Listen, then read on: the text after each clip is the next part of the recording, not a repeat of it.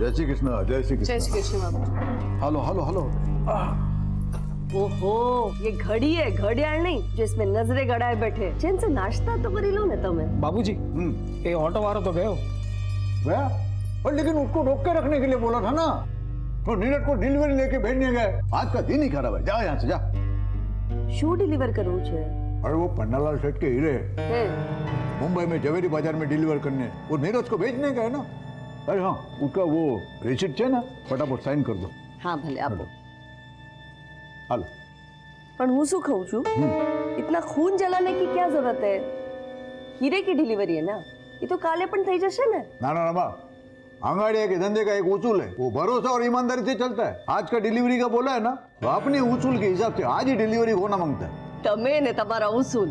अरे राहुल कल खत्म हो गया, ला जल्दी। अरे पण फ्रूट तो खाई लेजे ने। और बाद में अभी कुछ नहीं। ढोकला तो खाई लो। अरे नहीं नहीं नहीं, अभी वो डिलीवरी करने जाना है, बोला ना तुमको। अभी राहुल काल के पीछे इतना टाइम गया ना, फटाफट ऑटो पकड़ के मैं पहुंच जाता हूँ। डिलीवरी देना है। हाँ हाँ જોયું, एक पण ऑटो નથી। लगता है आज कांति भाई के सारे उसूल टूटने वाले हैं। ए रामा, हमें पढ़ना। ना मजाक करूं क्या? काका कहीं जा रहे हो? हाँ हाँ, अरे आ भी गया, एकदम भरा मानस आ भी गया टाइम के ऊपर। खबर से चलो आओ चलो, जय श्री कृष्ण। बाय। जय श्री कृष्ण। आओ जाओ। मम्मी जी, हाँ मैं इनको दुकान पे टिफिन दे के आती हूँ। चाबी लेके जाना, मैं सत्संग के लिए जा रही हूँ। इधर बहुत सारा काम है। जी। हाँ, जय श्री कृष्ण। जय श्री कृष्ण।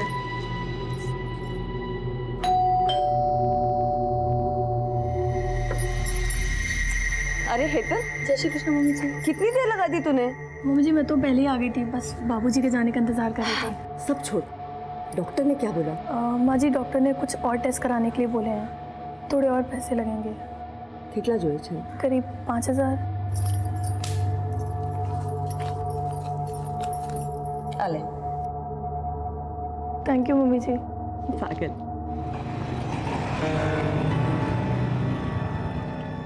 बस बस बस बस, बहुत बहुत धन्यवाद। भले भले। चलो आओ जो काका, મળીએ। हेलो, પહોંચી ગયા? हाँ पहुंच गया। हाँ नीरज हवे निकली जासे, बहुत आगे नहीं ट्रेन से। जय कृष्ण हार्दिक। जय श्री कृष्ण काका। जय कृष्ण। जय श्री कृष्ण।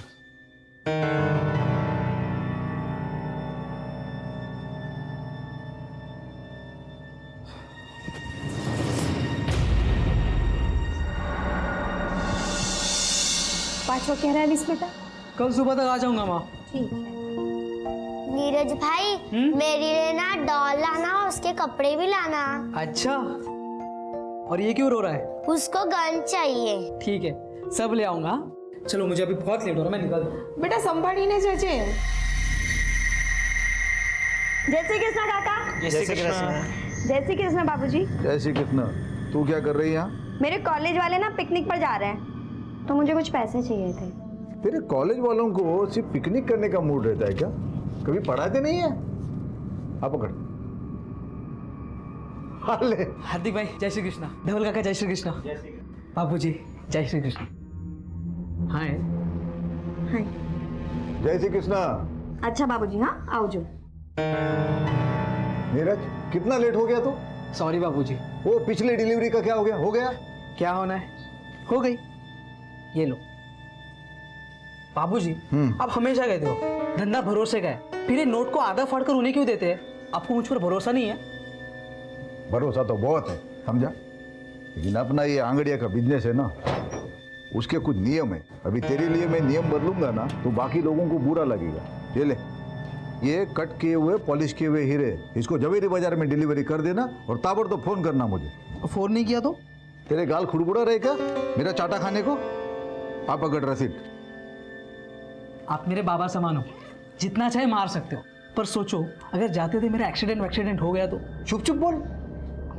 देख, मेरे पास 3 लोग हैं, धवल भाई, हार्दिक और तू, जिनके ऊपर आंख बंद करके विश्वास करता हूं मैं। ये अपना आंगड़िया का धंधा जो है ना, ये बाएं हाथ में क्या है दाएं हाथ को मालूम नहीं पड़ता। ऐसे अभी तू जो डिलीवरी लेके जा रहा है ना, वो पार्टी को मालूम नहीं कौन उसका माल लेके आ रहा है, कैसे आ रहा है मुंबई, समझा? चल अब निकल जल्दी, वो बाहर ऑटो खड़ा है, वो रेलवे स्टेशन छोड़ देगा तुझे। आता हूँ बाबूजी। जय श्री कृष्ण। संभाल के जाना।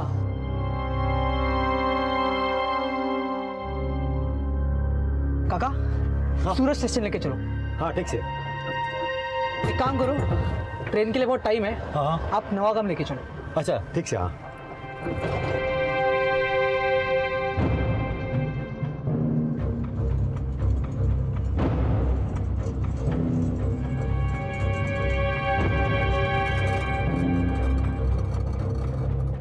अब रुको जरा, मैं आता हूँ। हाँ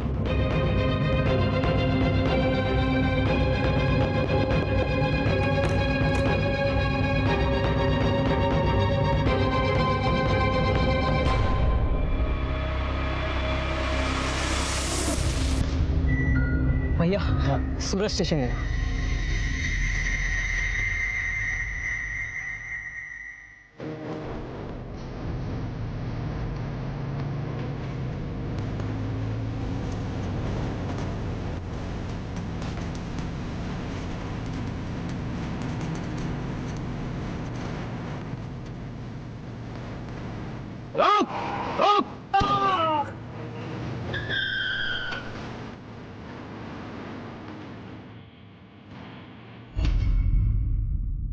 भरोसा एक छोटा सा शब्द है, पर इस छोटे से शब्द पर पूरी जिंदगी टिकी हुई है। जब किसी का भरोसा डगमगाता है तो उसकी पूरी दुनिया हिल जाती है।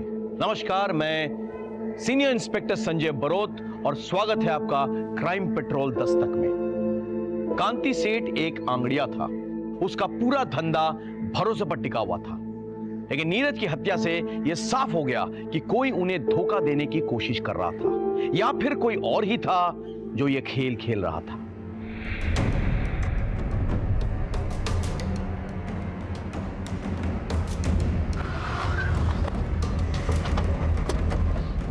सर, 2 गोली मारी गई है। ऑटो वाला फरार है। हमने आसपास पूछताछ की है लेकिन ना कोई। इसका मतलब हमला करने वाला इसे जान से ही मारना चाहता था। किसका फोन बज रहा है? चक्कर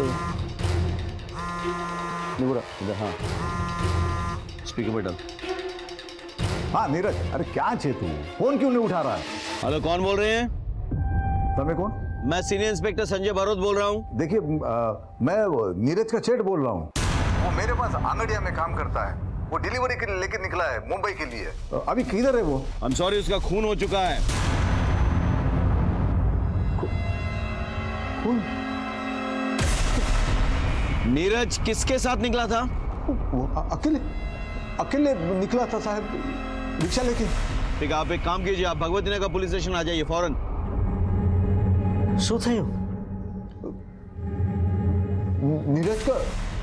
नीरज का किसी ने खून कर दिया।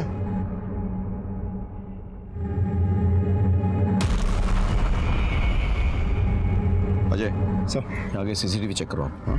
और जरा लोगों से पूछताछ करो, और इस ऑटो का जो रजिस्ट्रेशन नंबर है ना, उसके डिटेल्स निकालो, पता करो इसका मालिक कौन है और चलाने वाला कौन है। सर। चलो पांड्या देखो आसपास। सर,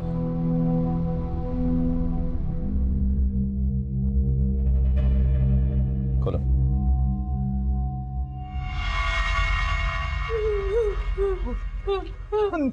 नीरज छे।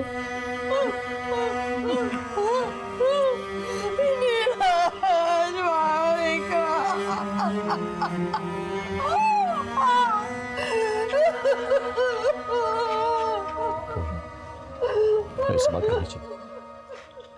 नीरज कहाँ जा रहा था? सर, वो हीरे की डिलीवरी देने जा रहा था। उसने किसी से कुछ कहा था इस बारे में? किसी को घर पे, किसी से? हमें नहीं पता था साहब कि हीरा अप्पानु काम करे छे। हमें तो ऐसा ही पता था कि वो एक कुरियर कंपनी में काम कर रहा है। आज इनकी वजह से और इनके धंधे की वजह से हमारा छोकरानो जीव गया। अब चलिए वहां से, आइए। लूट और मर्डर का मामला लगता है। किस किस को पता था कि नीरज के पास हीरे हैं? बीजू तो मारा બે ખાસ આદમી છે, ધવલ અને હાર્દિક, અને મારી પત્ની रमा। अंगाड़ियाનું बिजनेस છે, वो तो उसी के नाम से चलता है, तो उसको तो सब पता रहता है। और कोई नहीं।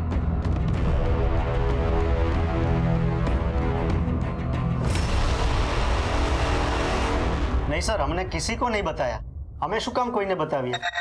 नहीं सर, कोई नहीं पढ़ने. हाँ साहब, इन लोगों ने कुछ नहीं किया है.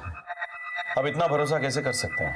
अब ये हमारा धंधा जो है वो भरोसे और ईमानदारी पे ही चलता है. ये धवल भाई, हार्दिक हमारे पास बहुत सालों से काम कर रहे हैं, तो इनके ऊपर तो आंख बंद करके विश्वास करते हैं. आंख बंद करके चलने से ठोकर लग सकती है, याद रखिए.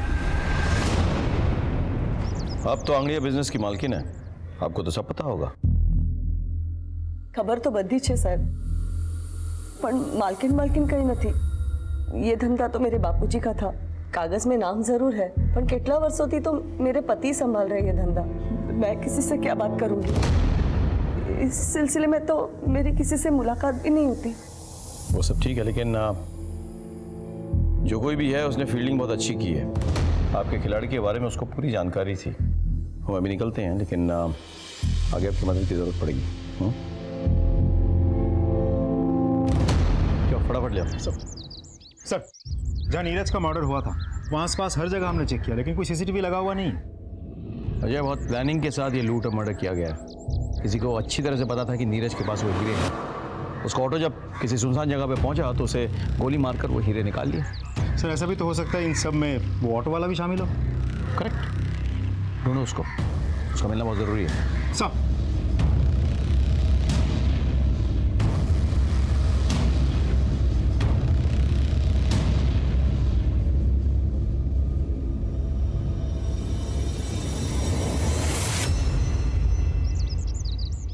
अरे ऐसे पैसे का क्या मोल जो किसी की जान नहीं बचा सकता. हमें बस इसके बाद आप अंगड़िया का धंधा नहीं करेंगे. रमा, શું વાત કરો છો? रमा, आंगड़िया मेरे लिए सिर्फ काम नहीं है, ये विरासत है. और याद है ना, तुम्हारे पिताजी ने मरते वक्त मेरे से कसम ली थी कि उनके धंधे को मैं ईमानदारी से बढ़ाऊंगा. वो बढ़ाया मैंने. अरे पर कोना बातें जाननी जोखिम कर सकता मैं. आपका एक भी बेटा इस काम को आगे नहीं बढ़ाने वाला. बेटे नहीं आने वाले तो अब हमारी शू गलती है? मैंने कोशिश की थी बड़े बेटे को धंधे में लाने की. क्या किया उसने? गपला किया, नाम खराब किया मेरा. आस्तीन का साथ निकला वो. पर હું મારા નાના દીકરાને આ ધંધામાં नहीं लाવીશ. ये धंधा मेरे नाम पे है ना, तो धीरे धीरे ये धंधा मैं धवल और हार्दिक को सौंप दूंगी. पर इस धंधे की मनुष्यत मैं इस घर में नहीं आने दूंगी. मेरे को मेरा पैसा चाहिए. मारा हीरो शू? अरे मेरे 25 लाख का क्या होगा? शर्म नहीं आती पन्नालाल से पैसा मांगते हुए? तुम्हारे हीरो के चक्कर में मेरा आदमी मारा गया. मेरे को मेरा पैसा चाहिए किसी भी तरह से, नहीं तो उसके बाद में जो होगा मेरी कोई जवाबदारी नहीं होगी.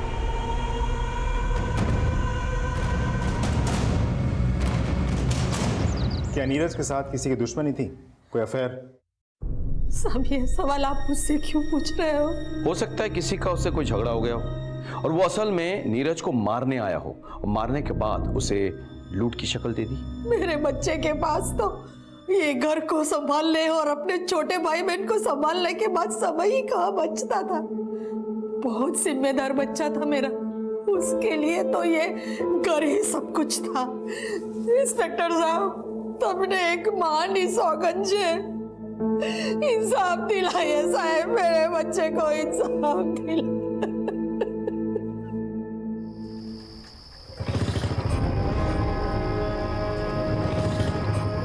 कौन है तुम लोग? ये क्या कर रहे हो?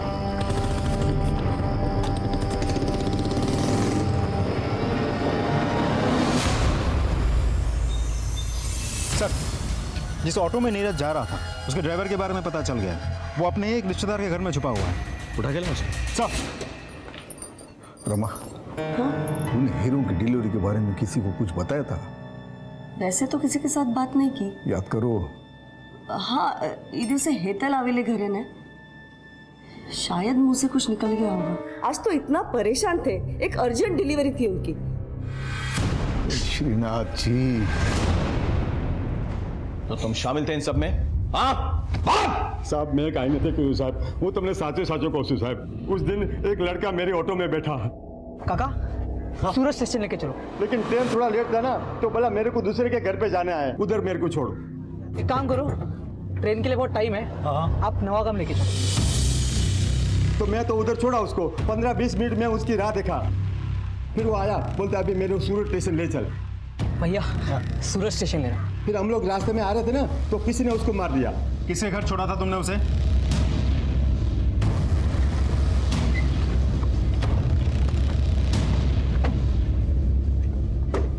आप नीरज को जानती हैं? हाँ जी सर, बचपन से जानते हैं एक दूसरे को हम। वो कल आपसे मिलने आया था। आया था सर।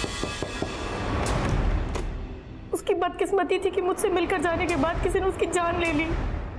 काश कि वो यहाँ ना आया होता, सीधा स्टेशन चला जाता तो बच जाता सर। वो क्यों मिलने आया था कल आपसे? सर वो मुंबई जा रहा था, मेरा मायका भी मुंबई में ही है, तो बस पूछने आया था कि घर वालों के लिए कुछ सामान लेकर जाना है या वहां से कुछ लाना है। कांति सेठ को जानती हैं आप? वो मेरे ससुर जी है, मैं उनकी बड़ी बहू हूँ।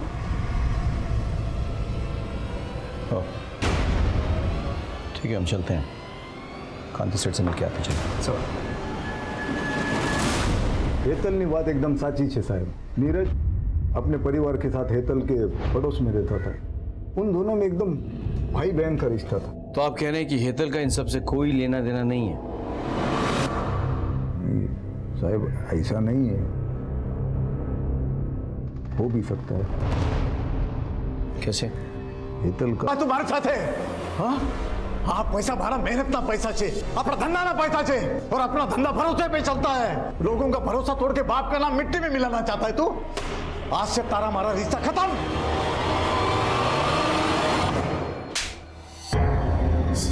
सर મને નથી ખબર સર, मैं मानता हूँ मेरे से एक बार गलती हुई है और उसकी सजा आज तक भुगत रहा हूँ सर, लेकिन मैं साचो कहूँ છું, इस बार मैंने कुछ नहीं किया सर। सच बोल। सर मैं सच बोल। यकीन मानिए सर। देख, अगर सब सच बोले, उन्होंने कुछ नहीं किया साहब। मैं झूठ नहीं, हाँ झूठा।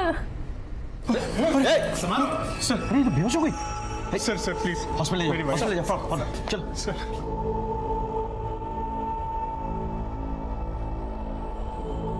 इनका कोई रिश्तेदार है यहाँ पे? नहीं, फिलहाल तो अभी कोई नहीं है। वैसे हुआ क्या डॉक्टर साहब? ये माँ बनने वाली है। ठीक है, आप एक नंबर नोट कर लीजिए, 444। क्या हेतल मां बनने वाली है? भाई कपाल ने मेरी सुन ली। वकील साहब, कल्पेश की जल्द से जल्द जमानत करवा दो। पैसे की चिंता मत करो, जितने लगेंगे मैं सब दूंगी। माँ, वो कल्पेश भाई बाहर खड़े हैं। थैंक यू सो मच माँ, thank you so much. Thank you मने नहीं, अपने बीवी को बोल, माँ बनने वाली है वो। अगर अपनी जिम्मेदारी का जरा भी ख्याल है ना तुझे, तो जाके पहले उसका ख्याल रखना। ठीक है माँ।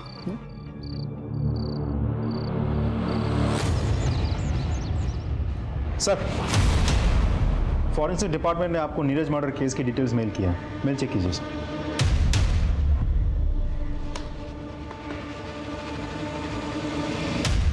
इस रिपोर्ट के मुताबिक नीरज को 2 अलग अलग गन से शूट किया गया था।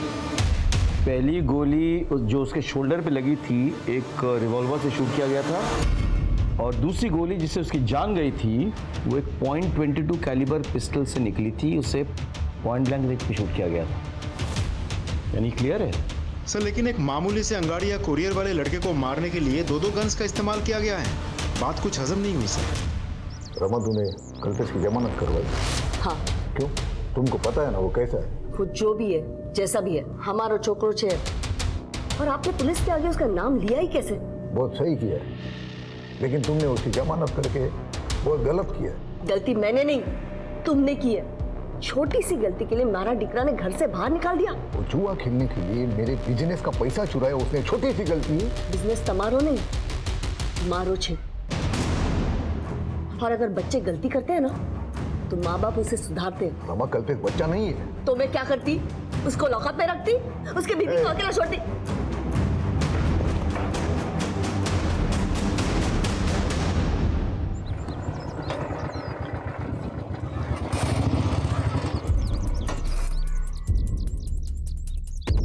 क्या सेठ, क्या समझा था?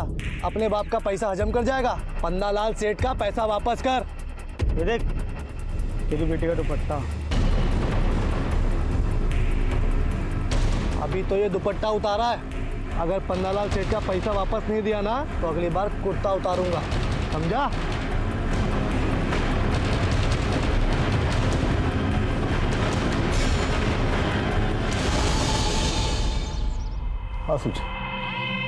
हंसू छे अंदर चल।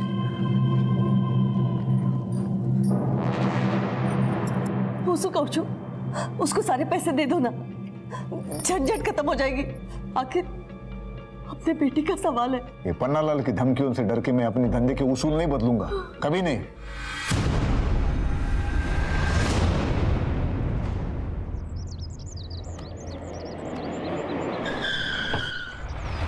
क्या कर रहे हो? छोड़ो छोड़ो छोड़ो छोड़ो छोड़ो मुझे। नया, तुम जरा पता करो कि हाल फिलहाल एक रिवॉल्वर और एक .22 कैलिबर पिस्टल किसने खरीदी। हो जाएगा साहब, चलता हूं। आपको क्या लगता है सर?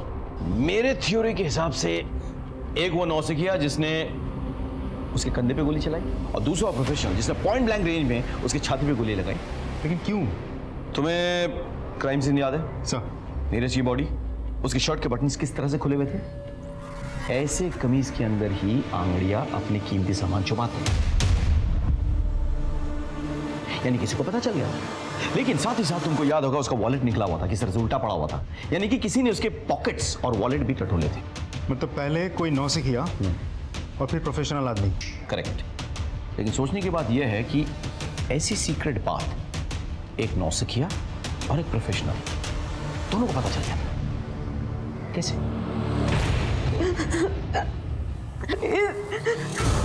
प्लीज जान दे दो, मुझे जाने दो। चुप, बिल्कुल चुप। प्लीज जाने दो।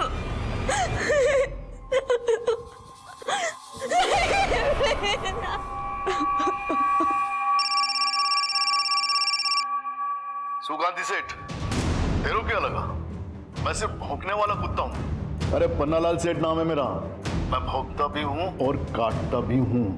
अगर तूने मेरे पैसे नहीं दिए ना तो ये सिर्फ ट्रेलर था, मैं तुझे पूरा पिक्चर बना के दूंगा, समझा क्या? हेलो हेलो, सुते हो? पन्नालाल सेठ की इतनी हिम्मत, मैं अभी पुलिस को फोन करता हूँ। सामने हमारी बात, बस करो, उसे पैसे चाहिए ना, आप ही दो इन्हें पैसा। लेकिन रमा, मेरे नाम पे जो जमीन है ना उसे बेच दो, उसको मुंह पे फेंक के आओ पैसे। मेरे लिए मेरी बेटी से बढ़कर और कुछ नहीं है।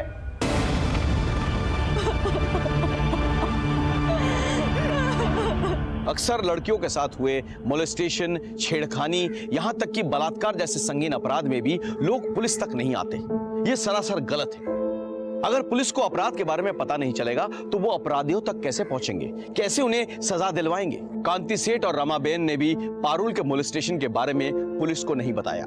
उधर नीरज के मर्डर केस में किसी के खिलाफ हमें कोई सबूत नहीं मिल रहा था। हम इन्हीं चीजों में उलझे हुए थे कि अचानक कुछ ऐसा घटा जिसने इस केस की दिशा पलट दी।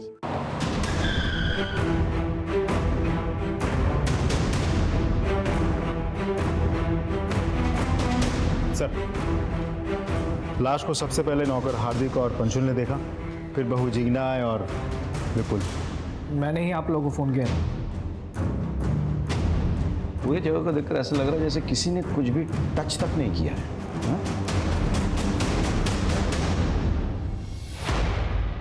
मौत तो गला दबाने से हुई है।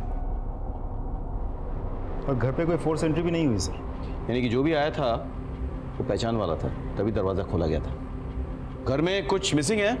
जी सर, 15 लाख रुपए। 15 लाख कैश? घर में क्या कर रहा था? जी वो बाबूजी ने किसी को डिलीवरी देने के लिए रखवाए थे।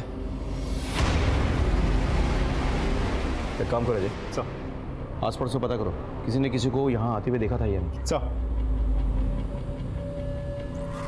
आपने कुछ सुना? जी नहीं, दोपहर में तो यहाँ पे सन्नाटा छाया रहता है। कई लोग सत्संग में चले जाते हैं और बाकी बच्चे लोग सोए रहते हैं। आपने लड़ाई झगड़ा या कोई चीखने की आवाज़ सुनी? नहीं साहब, हमने कोई आवाज़ नहीं सुनी। ठीक सर, हम दोपहर को यहाँ आए थे, रमाबेन के साथ सत्संग में जाने के लिए, लेकिन दरवाजा लॉक था तो हमें लगा कि वो सत्संग में होगी, इसलिए हमें जता रहा। पारुल कहाँ है? बाबूजी और पारुल अहमदाबाद गए हैं। एक बात बताइए, ये हार्दिक और पंशुल पे आपको कोई संदेह है? मतलब ये दोनों भी तो मर्डर कर सकते हैं ना? નહીં નહીં સાહેબ, આ બંને તો ભરોસાના માણસો છે. भरोसे वाला हाथ ही सबसे पहले पीठ में छुरा भोगता है। अजय, इन दोनों को थाने ले आओ और पोस्टमार्टम के बाद बॉडी सौंप दो फैमिली को। સાહેબ, ગાંધી સેठ कल देर रात तक ऑफिस में ही थे. ये राहु काल शुरू होता ना इटला माटे, पर फिर आज मुंबई में 15 लाख रुपए भिजवाने थे तो पैसा लेकर सेठ घर पे चले गए क्योंकि दुकान में नहीं रख सकते ना, और हम भी साथ में थे साहब. रमा 15 लाख से तो कबाड़ में रख देना और तुम लोग कल दोपहर के बाद आ जाना। कल सुबह मैं अहमदाबाद जा रहा हूँ डिलीवरी के लिए, तो शाम तक लौटूंगा। कल 11 से 3 बजे तक राहु काल है, तो उसके बाद आ जाना और ये कैश लेके जाना। जी बाबूजी। ठीक है बाबूजी। जय श्री कृष्ण। जय श्री कृष्ण। और फिर हम जब 2:15 बजे घर पहुंचे तो तुम दोनों के मुताबिक कांति सेठ अपनी बेटी पारू को लेकर अहमदाबाद गए डिलीवरी के लिए? हाँ, अबे ये आंगड़िया कब से अपनी बेटी को लेकर जाने लगा डिलीवरी के लिए, बताना। तकलीफ हो रही है क्या? नहीं सर, कहीं नहीं। एक मिनट खड़े हो, खड़े हो जा, बैठ। मुझे चेक करो जरा, खड़े हो जा, खड़े हो।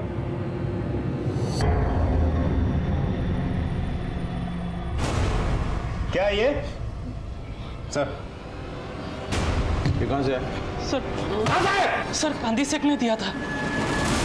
बाबूजी बंदूक? खबर से मने अपने धंधे में आज तक हमने गन वन कभी रखा नहीं था, लेकिन तुमने देखा ना नीरज के साथ क्या हो गया। सेठ ने दिया था? सच में सर? हाँ, इलीगल आर्म्स लेके घूमते हो? हो सकता है 15 लाख की लालच में रमाबेन की हत्या तुम दोनों ने की हो। नहीं सर, हमने। अजय, बंदूक जब्त करो, ठीक से पूछताछ करो। सर कुछ नहीं किया।